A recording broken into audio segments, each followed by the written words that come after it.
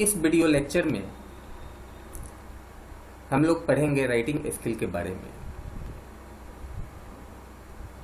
Writing skill एक काफ़ी ही important skill है और अच्छे अच्छे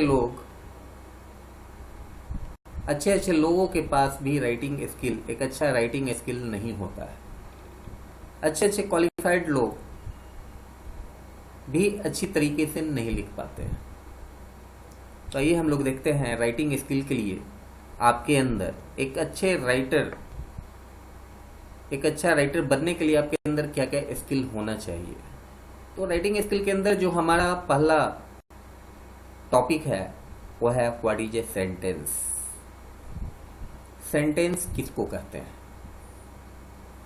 a combination of words that makes complete sense is called a sentence. शब्दों का ऐसा समूह जिसका पूरा मतलब निकलता है उसको वाक्य कहा जाता है। आप जो भी लिखते हैं अगर उसका पूरा मतलब नहीं निकलता है तो वो वाक्य नहीं है। ये हमारा इंग्लिश ग्रामर कहता है कि पूरा का पूरा मतलब सेंस क्लियर होना चाहिए। किसी वाक्य को पढ़ने से पूरा का पूरा मतलब क्लियर होना चाहिए। For example, Ram is going to Delhi. Ram Delhi जा रहा है, तो ये सही वाक्य है। लेकिन अगर कोई बोलता है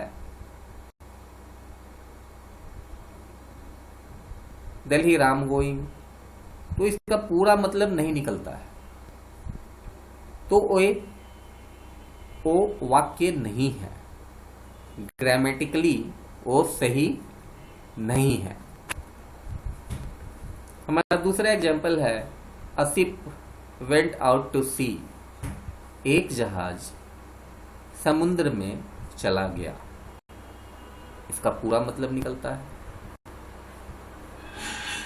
तो इस तरह डिफरेंट एग्जाम्पल्स हैं जो कि सही एग्जाम्पल्स हैं। बहुत सारे एग्जाम्स में कई क्वेश्चंस ऐसे भी आते हैं जिसमें सही भी सेंटेंस रहेगा, गलत भी सेंटेंस रहता है, और आपको लिखना होता है कि कौन सा सेंटेंस ट्रू है और कौन सा सेंटेंस फॉल्स है।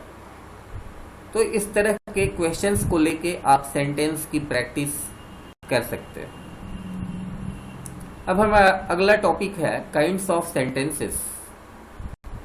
वाक्य कितने तरह का होता है? There are 4 kinds of sentences. वाक्य 4 तरह का होता है। पहला हमारा होता है असर्टिव सेंटेंसेस, दूसरा होता है इंपेरेटिव सेंटेंसेस, तीसरा होता है इंट्रोगेटिव सेंटेंसेस, और चौथा होता है एक्सक्लेमेटरी सेंटेंसेस। सबसे पहले जानेंगे असर्टिव सेंटेंस के बारे में। Assertive sentence, those which simply affirm or deny something are called assertive sentences or statements। ऐसा वाक्य जो सीधा affirm मतलब हाँ और deny मतलब ना में होता है, या तो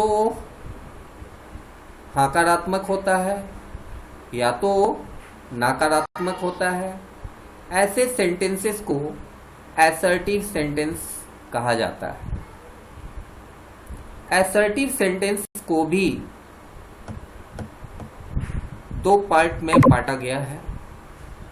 पहला होता है एफर्मेटिव सेंटेंस, जो सीधा हाँ में जवाब देता है।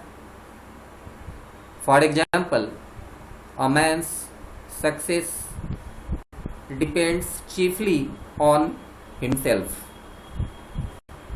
एक इंसान का सफलता, एक इंसान की सफलता उसके ऊपर निर्भर करती है। ये नकारात्मक सेंटेंस है। नकारात्मक सेंटेंस का ये मतलब नहीं होता है कि उसमें एस लगा हो, वो पॉजिटिव सेंटेंस हो तो उसको हम लोग एफर्मेटिव सेंटेंस कहते हैं। और दूसरा हमारा होता है निगेटिव सेंटेंस, विच सिंपली डिनाई समथिंग, जो कुछ भी मना कर देता है, ना कर देता है, तो उसको निगेटिव सेंटेंस कहते हैं। For example, he did not get much help from others, उसको दूसरों के द्वारा ज्यादा मदद नहीं मिली। तो ये सेंटेंस नकारात्मक सेंटेंस। इसके बाद जो हमारा दूसरा सेंटेंस का टाइप होता है वो होता है imperative sentence or desires, those which contain some command, request, entreaty and wish are classed as desires or imperative sentences। ऐसा वाक्य जिसको पढ़ने से आपको लगे, पढ़ने या सुनने से आपको लगे कि कोई किसी को कमांड कर रहा है, मतलब कोई किसी को आदेश दे रहा है। दूसरा, ऐसा वाक्य जिसको पढ़ने से आपको लगे कि कोई किसी को रिक्वेस्ट कर रहा है किसी चीज के लिए, ऐसा वाक्य। इंट्रिटी का मतलब होता है गिरगिराना। तो रिक्वेस्ट ही जब ज्यादा बढ़ जाता है, एक दो बार आप किसी को कुछ बोल देते हैं तो रिक्वेस्ट है, लेकिन आप 10 बार बार बार रिपीट करते हैं तो क्या हो जाता है, इंट्रिटी, गिरगिराना हो जाता है। तो ऐसा वाक्य। एंड विश,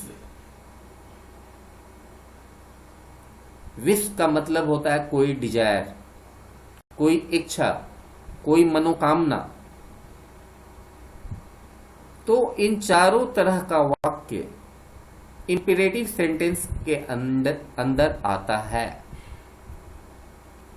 अब इसके एग्जाम्पल्स को देखते हैं। फॉर एग्जाम्पल,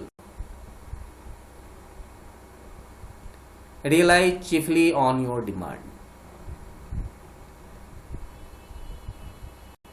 ठीक है,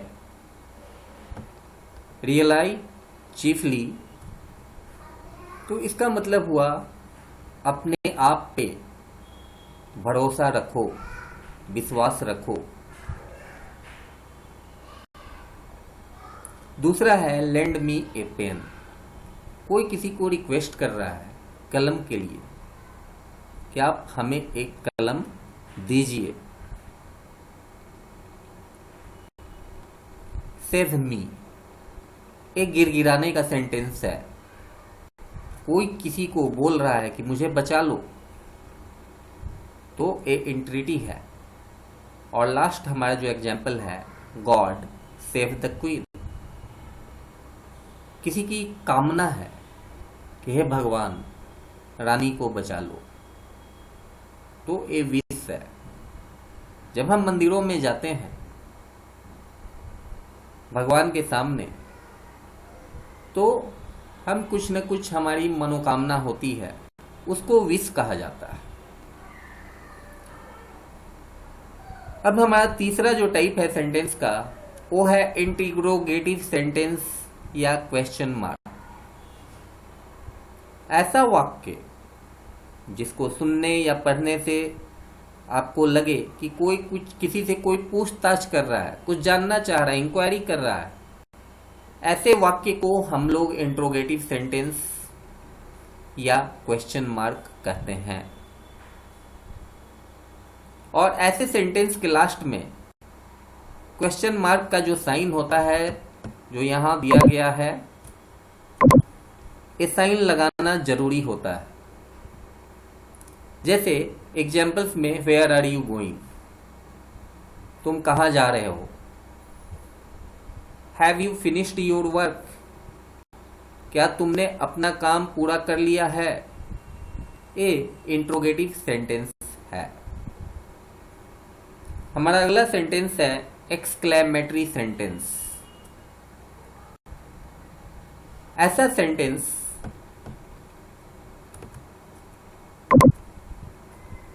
जिसको पढ़ने से आपको लगता है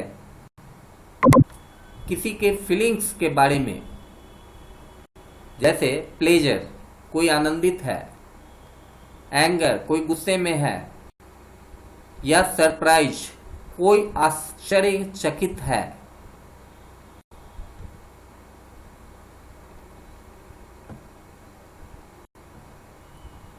तो ऐसा वाक्य एक्सक्लेमेटरी सेंटेंस के अंदर आता है। ऐसा वाक्य हाउ और व्हाट से शुरू होता है। फॉर एग्जाम्पल, हाउ वंडरफुल, कोई खुश है, प्लेजर में है, हाउ वंडरफुल। दूसरा वाक्य है हाउ काइंड ऑफ यू।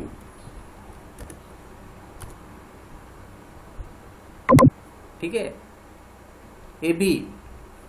और तीसरा वाक्य है व्हाट अ सेम, ये एंगर वाला वाक्य है।